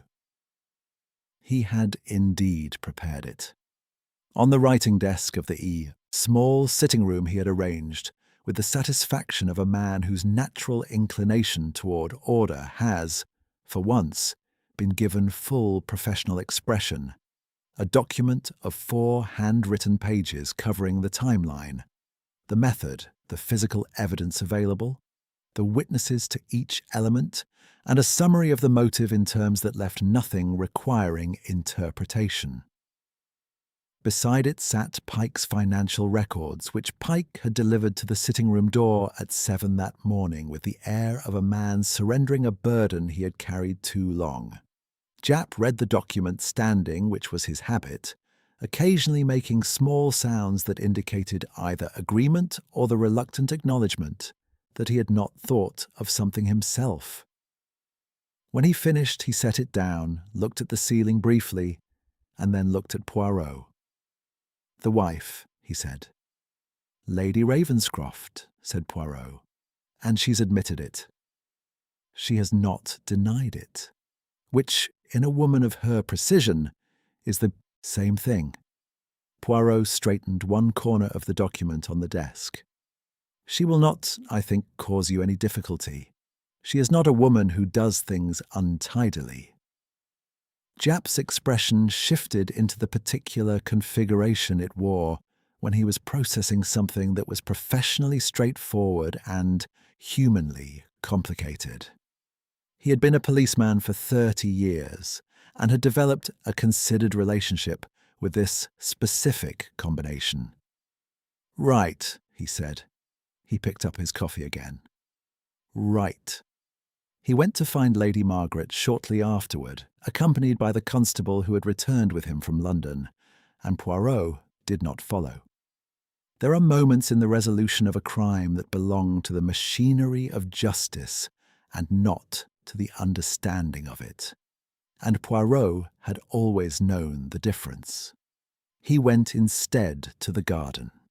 The morning was clear and cold, the kind of October morning that presents the countryside in its most factual light, without the atmospheric embellishments of mist or sunset that encourage sentiment.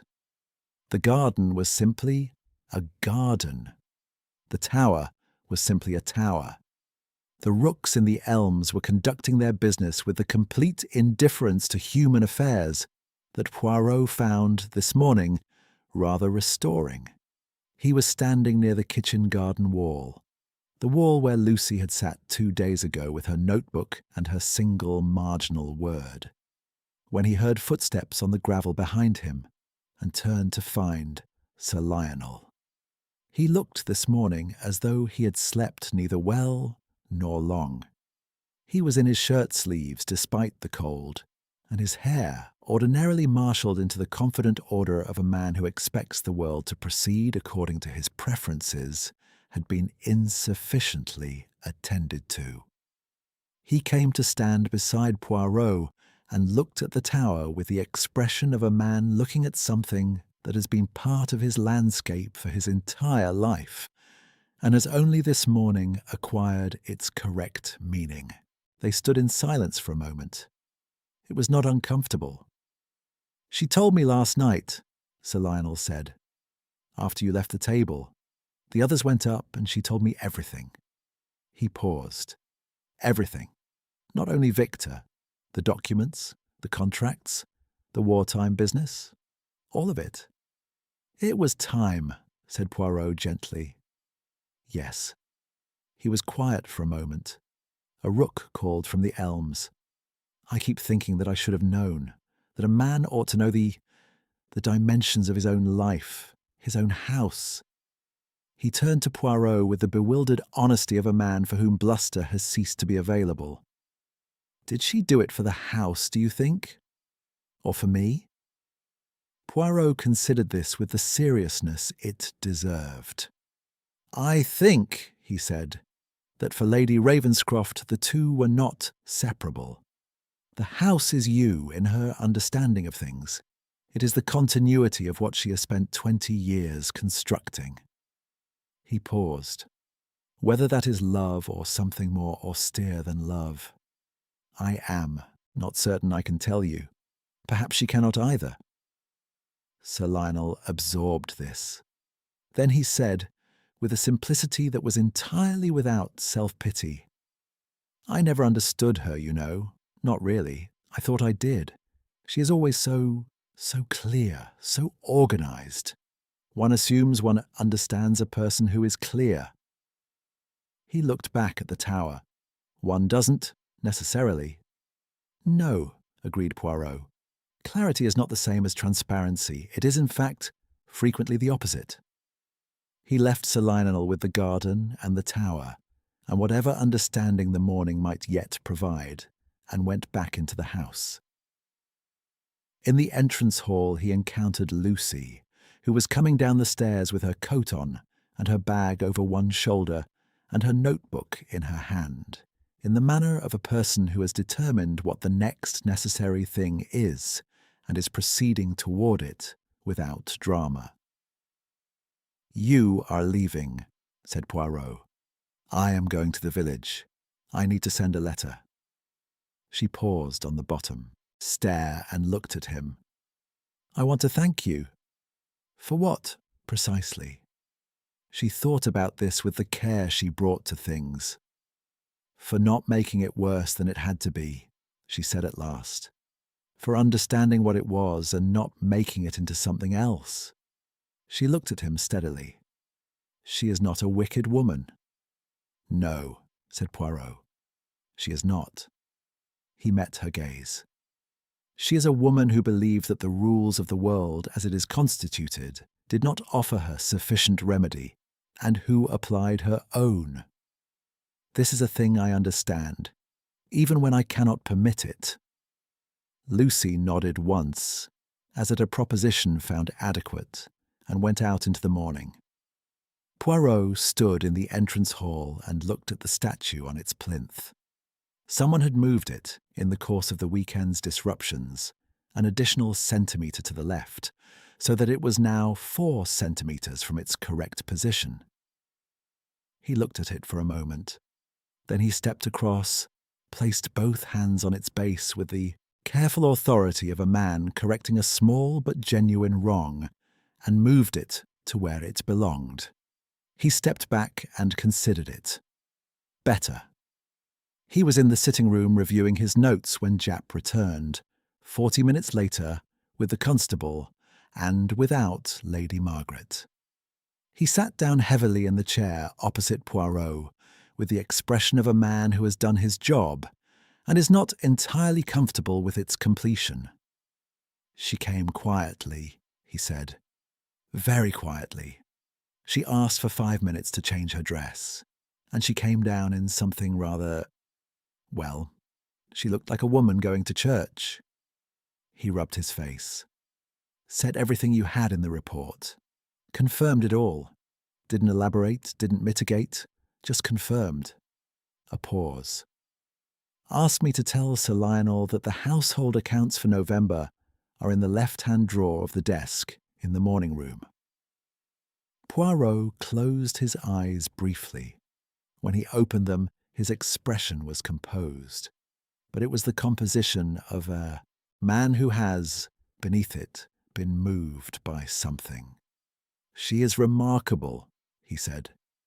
"She's remarkable, all right," said Japp, and the word accommodated both its meanings without resolving either. They sat together for a moment in the small sitting room, the career policeman and the retired Belgian detective, while from somewhere in the upper part of the house came the sound of Sir Lionel's voice, asking a question of no one in particular, and receiving no answer. "Will the scandal come out?" Japp asked eventually. "The wartime business." "The documents in the tower have been burned," said Poirot. "Aunt Celia has an old woman's memory and a family historian's discretion, which is to say she will speak of it only to those already in possession of the facts. Pike's records concern Dane's financial arrangements, not the original contracts." He considered. Whether the past resurfaces is a question for time, not for this inquiry. Japp accepted this with the pragmatism of a man who has learned that the boundaries of a case are rarely the same as the boundaries of the truth it contains. "Right then," he said. He stood. He buttoned his coat. He looked about the room, the pale green walls, the 2 elegant, uncomfortable chairs, the writing desk now cleared of everything except the morning light. "I have always," he said with the weighted honesty of a man who chooses his moments, "found your cases, Poirot, to be thoroughly instructive and thoroughly exhausting." "That," said Poirot, rising, "is the very kindest thing you have ever said to me." Japp made a sound that was very nearly a laugh, and went out into the corridor. Poirot followed at his own pace, unhurried, his hands clasped behind his back, his mind already beginning the particular process of release by which it set aside what had been concluded and made itself available once more for whatever came next. At the front door he paused and looked back once at the entrance hall. The portraits of the Ravenscrofts looked down from their wall, one century regarding another with the habitual composure of people who have survived a great deal and intend to survive more. The flowers in their copper urns had begun, in the manner of flowers that have been in a vase one day too long, to decline with a certain elegance. The statue stood in its correct position. Poirot put on his hat, stepped out into the October morning, and went to find his motor car. Chapter 10. The performance begins again. London received Poirot on Tuesday afternoon with the indifferent efficiency it extended to everyone. The taxi from the station navigated the familiar streets with the unhurried competence of a city that does not adjust its pace for returning travellers, however eventful their absence has been. And Poirot sat in the back with his hands folded on his hat and watched the buildings replace the countryside with the mild relief of a man returning to the correct context. His flat in Whitehaven Mansions was exactly as he had left it. George had seen to that. George always saw to that. The symmetry of the cushions was unimpeachable. The surface of the writing desk was unencumbered. The small vase of chrysanthemums on the side table had been replaced during his absence with fresh ones, positioned with the geometric exactness that George had, over years of service, learned to provide without being asked. Poirot set down his bag, removed his coat, and stood in the centre of his sitting room for a moment, absorbing the ordered quiet of it. Then he sat in his chair, accepted the cup of tisane that George produced with the timing of a man who had been monitoring the street for the returning taxi, and permitted himself for the first time since Friday evening to think about nothing in particular. He was not, in general, a man given to prolonged reflection on concluded cases. The work was the work. It demanded everything while it demanded it, and when it was done, the mind ought to be released to its natural state of alert receptivity, ready for whatever presented itself next. To brood was to move backward. The little grey cells did not improve by being pointed at the past. And yet, he found himself in the quiet of the flat, with the London afternoon light crossing the carpet in its familiar manner, returning to a single image with the persistence of something unfinished. Lady Margaret, at the dining-room table, her hands folded before her, looking at the empty chair. Not with guilt, not with grief, exactly. With the expression of a person who has done an arithmetic that came out correctly and finds they cannot feel about the answer the way the answer perhaps deserves to be felt about. Poirot understood this. He did not approve of it. He held both of these positions simultaneously and without particular difficulty, because he had been a detective for long enough to understand that approval and understanding are not the same instrument, and that confusing them is a luxury available only to people who have not spent 40 years in the serious company of human motive. George appeared at the door. "A letter arrived this morning, sir." I placed it on the desk. Poirot retrieved it. The handwriting on the envelope was small, precise, and entirely familiar, which was remarkable given that he had last seen its author being escorted from Ravenscroft House by a Scotland Yard constable the previous morning. He opened it. The letter was dated Sunday evening, which meant she had written it before Japp's arrival, before the arrest, and had given it to someone, Pike, most probably, with instructions for its posting. It was, characteristically, not long. She thanked him for his conduct of the matter, which she described as, in all respects, correct. She noted that she had arranged with the family solicitor for certain estate provisions that would, she hoped, ensure the house's continuing maintenance during the period of legal proceedings. She expressed her confidence that Lucy would manage well. She asked him, with the slight formality of a woman who has never quite relinquished the form of social grace, even when its function has become moot, to give her regards to any mutual acquaintances in the London world, should the subject arise naturally. At the bottom, beneath her signature, she had added one line. "You were right, of course. Very little about the weekend was natural. But the house is, I think, worth saving. I hope you find it in yourself to agree." Poirot read the postscript twice. Then he folded the letter, placed it in the inside pocket of his jacket, and returned to his tisane. He thought about the house. He thought about what it meant that a woman of Margaret Ravenscroft's intelligence had spent 20 years applying that intelligence to the preservation of a structure, physical, social, familial, that her husband had never fully understood and could not, left to himself, have maintained. He thought about Victor Dane, who had understood the social world with equal precision and had used that understanding as a blade. Two people who read the same room differently and arrived at entirely different conclusions about what ought to be done with what they saw. And he thought, as he had thought on the train, about a sentence he had not included in his report to Japp, because it was not the kind of observation that belonged in a police report. It was the kind of observation that belonged, if anywhere, in the quiet of one's own sitting room, on a Tuesday afternoon, with a cup of tisane and sufficient leisure to examine it from every side.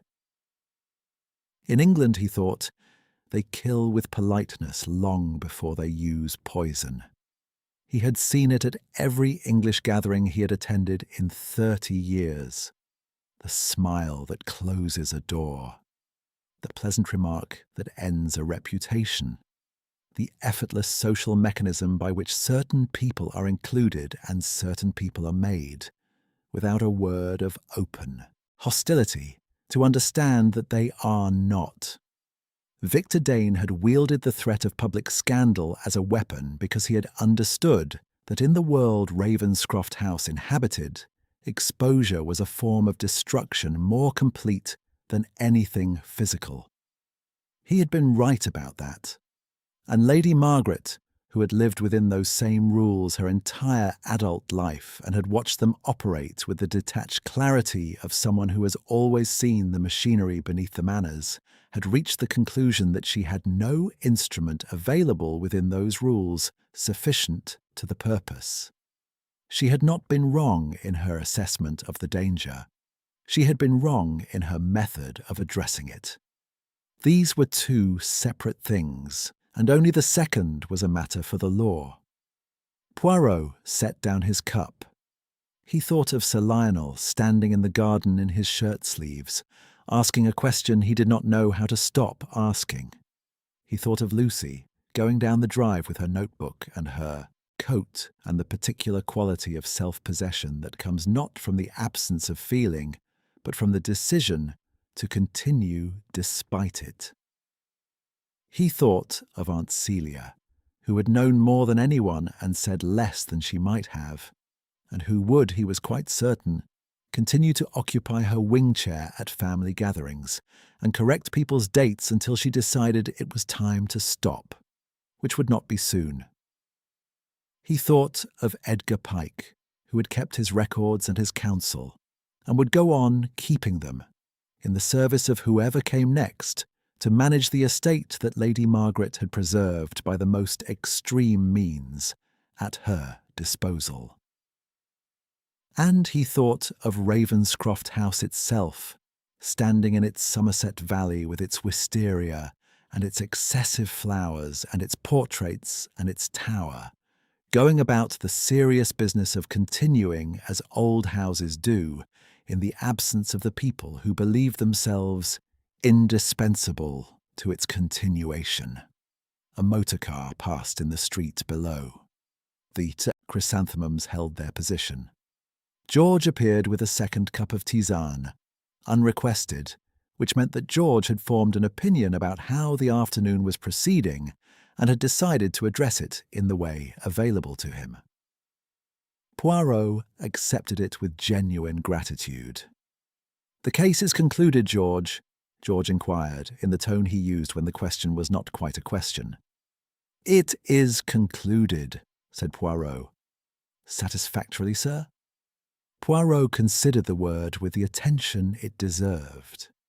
It was a word that assumed a correspondence between the resolution of a case and a state of personal satisfaction, and this assumption was not always borne out. The machinery of justice had been set in motion. The physical facts had been assembled, presented, and confirmed.